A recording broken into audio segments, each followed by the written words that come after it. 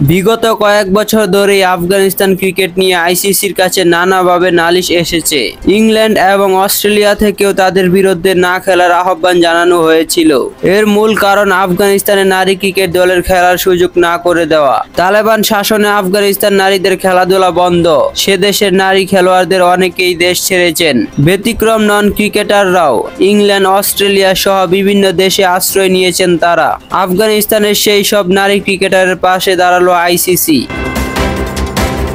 ICC আফগানিস্তানের নারী ক্রিকেটারদের দেশে ফেরাতে হয়তো পারবে না, তবে তাদের মাঠে ফেরাতে উদ্যোগী। দেশ ছাড়া আফগান নারী ক্রিকেটারদের পাশে দাঁড়াতে বিশেষ টাস্ক ফোর্স গঠন করেছে আইসিসি।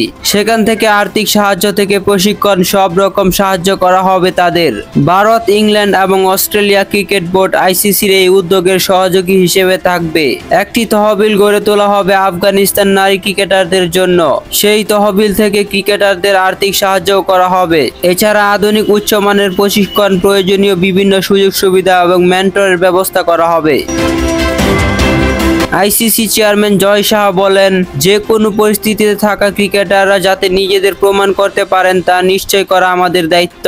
সেই লক্ষ্যে সহযোগী দেশগুলির সঙ্গে একটা টাস্ক ফোর্স গঠন করা হয়েছে। ঘর ছাড়া আফগান ক্রিকেটাররা যাতে খেলা চালিয়ে যেতে পারেন সেজন্য বিশেষ তহবিল করা হবে।